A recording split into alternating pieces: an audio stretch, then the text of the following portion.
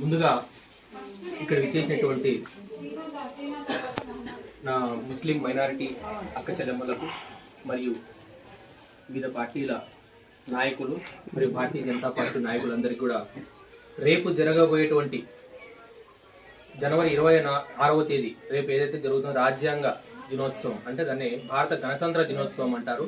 భారత గణతంత్ర దినోత్సవ శుభాకాంక్షలు. ముఖ్యంగా రేపు జరిగేటటువంటి ఒక దేశవ్యాప్తమైన పండుగను ఈరోజు ఒక్కరోజు ముందుగా మనం జరుపుకుంటాం. దేనికంటే మన భారత ప్రధానమంత్రి గారు ఒక నిర్ణయం తీసుకున్నారు. భారత రాజ్యాంగం అంటే ఏంటి, ఆ రాజ్యాంగం యొక్క గొప్పతనము, దాని యొక్క విశిష్టత అనేది రేపు తెలుసుకుంటే మనకు దాని తర్వాత ఏం చేయలేము, మర్చిపోతాం.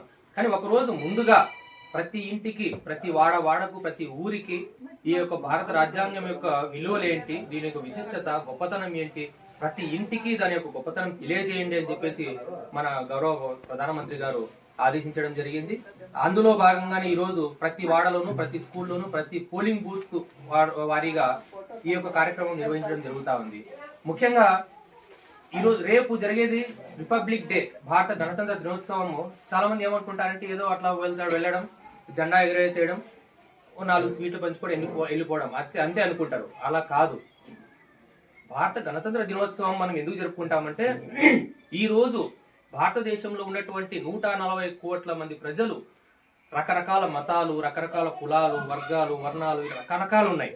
అందరం కలిసి ఒకే భారతీయులము అనే ఒక జాతిగా మనం బ్రతుకుతున్నామంటే అది భారత రత్న డాక్టర్ బిఆర్ అంబేద్కర్ గారు మనకు ప్రసాదించినటువంటి రాజ్యాంగమే మనల్ని అందరినీ కాపాడుతుందనే విషయాన్ని మనం అందరం గమనించాలి, గుర్తు చేసుకోవాలి కూడా. మన పిల్లలకు కూడా మనం ఈ యొక్క విశిష్టతను, ఈ భారత రాజ్యాంగం యొక్క గొప్పతనాన్ని మనము వివరించాలా.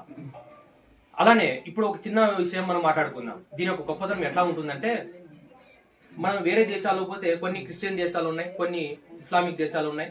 అక్కడ కేవలం క్రిస్టియన్ దేశాల్లో క్రిస్టియానిటీ మాత్రమే ఉంటుంది, వేరే మతాలు ఉండవు. అలానే ఇస్లామిక్ దేశాల్లో వెళ్ళామనుకోండి, మనం అరబ్ కంట్రీస్ అంటాం, అక్కడికి వెళ్తే కేవలం ముస్లిమ్స్ మాత్రమే ఉంటారు, వేరే మతాల వాళ్ళు, కులాల వాళ్ళు ఏమి ఉండరు. అక్కడ పెద్ద విషయం కాదు. అదే మన భారతదేశానికి వచ్చేసరికి ఎంతమంది ఉన్నారు మనమే చూసుకుంటాం. ఇప్పుడు ఇదే వాడలో, మనం ఉంటున్న వాడలో ఎవరెవరు ఉన్నారు చెప్పండి. హిందువులు ఉన్నారు, క్రిస్టియన్స్ ఉన్నారు, ముస్లిమ్స్ ఉన్నారు, వీళ్ళలో మళ్ళీ కులాలు, వర్గాలు అన్నీ ఉన్నాయి కదా. అందరం కలిసిమెలిసి ఈ రోజు ఒక ఇంట్లో కూర్చున్నామంటే దాని యొక్క గొప్పతనం వచ్చేసి భారత రాజ్యాంగం మనకి ఇచ్చింది. ఆ కలివిడితనం కానీ, ఆ యొక్క అందరికి సమన్యాయం అనేది, ఇవన్నీ కూడా భారత రాజ్యాంగం మనకు ప్రసాదించింది. దీనికి ఒక ముఖ్యమైన ఒక ఉదాహరణ చెప్తా. మనకు గతంలో ఇందిరాగాంధీ గారు ప్రధానమంత్రిగా ఉన్నారు, మనలో చాలా మంది గుర్తే ఉంటుంది.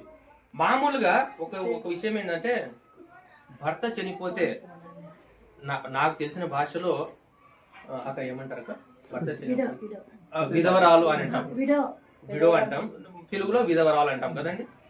ఇలా ఆ భాష ఏమైనా తప్పు అయితే క్షమించండి.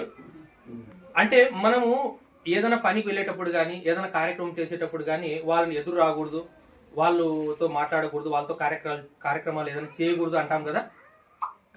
అలా 70 సంవత్సరాలకు ముందు ఇందిరాగాంధీ గారికి భర్త లేకపోయినా ఆమెను దేశంలో ఉన్నటువంటి అత్యున్నత స్థానంలో, ప్రధానమంత్రి యొక్క స్థానంలో, ఆ కుర్చీలో కూర్చోబెట్టింది ఏం చెప్పండి, భారత రాజ్యాంగం. అది మనం గుర్తుపెట్టుకోవాలి.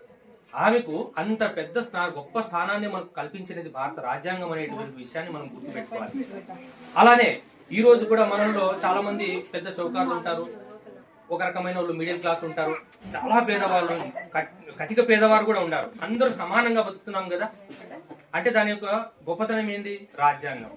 ఈ రాజ్యాంగాన్ని మనము అవపోషణ చేసుకోవాలి. మన పిల్లలకు మనం దాని గురించి తెలుసుకుంటూ, మన పిల్లలకు దాని గురించి తెలియజేస్తూ, దీని యొక్క రాజ్యాంగాన్ని, ఈ యొక్క గొప్పతనాన్ని మనం నలుగురికి తెలియజేయాలి. దీని యొక్క ముఖ్య ఉద్దేశం. వాస్తవంగా మనం హిందూ సోదరులు ఏం చేస్తామంటే భగవద్గీత చదువుతాం, ముస్లిమ్స్ అయితే ఖురాన్ చదువుతాం, క్రిస్టియన్స్ అయితే బైబిల్, వారి వరకు మత గ్రంథాలు, మా గ్రంథం ముఖ్యం అంటాం. కానీ మన భారతదేశంలో ఎవరు ఏ గ్రంథం చదవాలన్నా కూడా దానికి పర్మిషన్ ఇచ్చేది కూడా భారత రాజ్యాంగమే. అంటే మన యొక్క పవిత్ర గ్రంథాల కంటే ముందు మనము గౌరవించాల్సింది భారత రాజ్యాంగాన్ని అని చెప్పేసి సందర్భంగా మనందరం తెలుసుకోవాలి. ఎందుకో తెలుసా, ఇంతకు ముందు మనకు స్వాతంత్రం రాకముందు మనము ఏ దేవుని కొలవాలా, ఏ గ్రంథం చదవాలా, ఏం చేయాలన్నా కూడా మనకు పర్మిషన్ ఉండేది కాదు. వాళ్ళు బ్రిటిష్ వారు ఏం చెప్తే అదే చేయాలి అంతే మనం. నేను ఇప్పుడు ముస్లిం అంటే నేను నమాజ్ చదువుతా అంటే నువ్వు చదవద్దు అంటే నేను పుట్టే ఉండిపోవాల్సింది అంతే, వేరే ఆప్షన్ లేదు. అదే ఇప్పుడైతే నేను నమాజ్ చదువుకోగలుగుతా, నేను టోపీ పెట్టుకొని గడ్డం పెట్టుకొని కూడా నేను దేవాలయం గుడికి కూడా పోగలుగుతా. నాకు ఆ రైట్, నాకు ఆ రాజ్యాంగం అనేది ఇచ్చింది నాకు. కాబట్టి ప్రతి ఒక్కరం మనం ఇంత స్వేచ్ఛగా ఉన్నామంటే ఆ యొక్క రాజ్యాంగమే స్ఫూర్తి అని చెప్పేసి ఈ సందర్భంగా తెలియజేసుకుంటూ మనమందరం ఇలానే కలిసిమెలిసి ఉంటూ భారతదేశాన్ని ఒక అత్యున్నత స్థానంగా వికసిత్ భారత్ గా మనం చేసుకుంటూ భారతదేశాన్ని విశ్వగురువుగా మనం చేసుకోవాలని చెప్పేసి ఈ సందర్భంగా తెలియజేసుకుంటూ ఈ అవకాశం ఇచ్చేటువంటి పెద్దలందరికీ నమస్కారం. మొదటి పేజీ మా ముఖ్య గమనికమ్మా, ఇప్పుడు భారత ఫోటో తీసుకుంటా, వీడియో తీస్తాను. ఆయన మనకు రాజ్యాంగం రచించిన వ్యక్తి మన పిల్లల కోసం మన కోసం ప్రాణాలు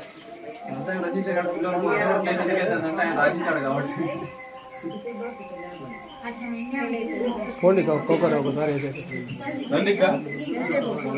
మీకు ఎన్ని పనులు ఉన్నాయి కానీ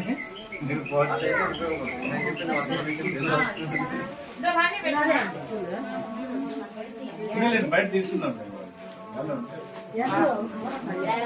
అక్క మాట్లాడండి.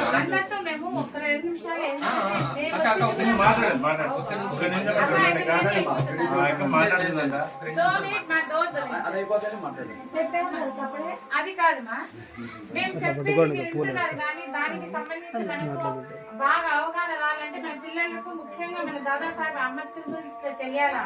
మనం ఈ రోజు మనం పిల్లలకి మంచి భవిష్యత్తు ఇస్తున్నాం, సోషల్ స్టడీస్ అయినా కానీ ఏదైనా స్టడీస్ అయినా కానీ మనకు ముఖ్యంగా మనకు ఆచారంగా తెచ్చిందే చదివించాలి పిల్లలకి, ప్రతి పిల్లలు చదవాలనే ఒక ఉద్దేశంతోనే తను ఎంత బీద స్థితిలో కానీ తను స్కూల్ కి వెళ్ళేసి చాలా వరకు స్కూల్ నుంచి వచ్చిన తర్వాత రాత్రి కష్టపడి తను చదివారు. చదివి ఇంత మహాజ్ఞాడు అయినారు మన దాదాసాహెబ్ అంబేద్కర్ అంటే మనమందరం కలిసి చాలా చాలా తనకు కృతజ్ఞత చేసినా కానీ తప్పే, ఇది తక్కువే.